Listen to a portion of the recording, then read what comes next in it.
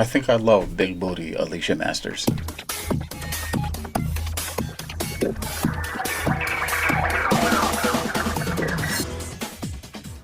Hi, I'm Mark, and this is Subliteral Network. I make art and comics, and thanks for watching. Remember to hit like and subscribe and to leave your feedback in the comments. I post art daily, 5 days a week on Instagram, Facebook, and Twitter, and this is our roundup of that work in case you missed it, with a little more detailed description added.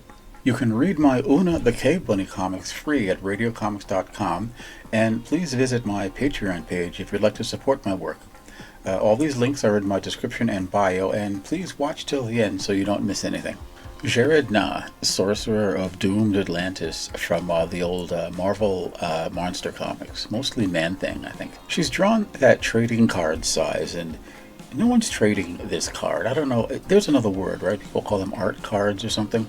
When I think of it, I'll come back and use it, but it's that trading card size. It's 2.5 by 3, 2.5 by 3.5 inches. I like to draw these with that nice little fountain pen that I got. And I love using that little thing because I like using regular ink, and I found a nice ink that goes in the pen, and I really kind of made an effort to get my whole fountain pen thing going. It's pretty good for working at that card size, and I can kind of work on a card and get a nice finish on it within, I don't know, within like an hour or an hour, a little bit over an hour, and it is just really refreshing and fun, especially after you've been kind of working on something all day, to just do something that gets you some quick results that are just very satisfying. Another art card size piece of work, and I had recently started drawing all the comic book superhero girlfriends, mostly focusing on the Marvel Comics characters' girlfriends. This is Alicia Masters, who is Ben Grimm's from the Fantastic Four, his blind girlfriend, who's in love with him even though he looks like a monster. It's, listen, it's always been up for debate if she could actually see him, would she be repelled by him? But they kind of say in the comics that she sees who he is. And but if she does, then it doesn't matter whether she would be blind or not. But that's neither here nor there. Anyhow, the first two drawings I did, I put her in her studio sculpting. And usually they'll draw her, they've done this before, she's always making busts and sculptures of the thing. But I said, I don't want to do that, just have her in there, she's got some raw material, and she's ready to start sculpting.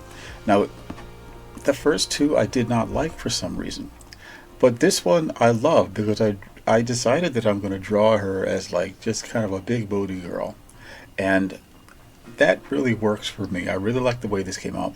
And I stuck that little 4 on her shorts, which is just sort of a little nod to the fact that she's a girlfriend of one of the guys in the Fantastic Four. I just think she looks so much better this way. I mean, I love this. I didn't know this, but I really enjoyed drawing Olive Oyl. I had drawn a bunch of sketches and pictures of her, and some of them I worked up into finished pieces like this. Now this one's painted up in Procreate, and Olive is in a lot of trouble here, and I can't show you what kind of trouble she's actually in. I think what happened was that Olive Oyl was really just such an expressive and well-designed character.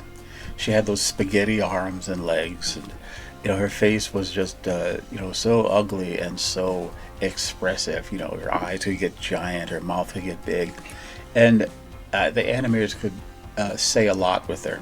And I think that's something that really attracts me to a character, is how expressive and how interesting can the character be made to look. This is a sketch for some design work I'm doing.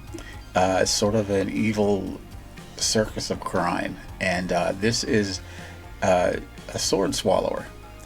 So the idea is, in the circus, she is an actual sword swallower. I mean, that's her act. But in the crime part of it, she has these swords that she uses to attack people and to break things. So I wanted to have kind of a circus outfit that also is like her crime outfit. Dr. Valier is part of a group of super mutated intellects from the far future after some gigantic apocalypse, whose work is to restore the shattered ecosystem. Now, it's some kind of world where radiation has just wrought havoc on the genetics of every living thing.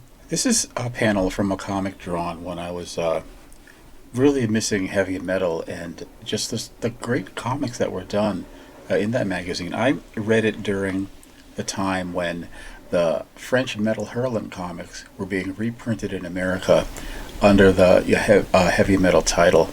And I had never seen comics like that before. I mean, I was a kid who got superhero comics off the news rack. And when they let, though they would sell, heavy metal was sold as a magazine, which exempted it from the comics code, and they could just present all kinds of material in it, and it was kind of groundbreaking and really eye-opening for me.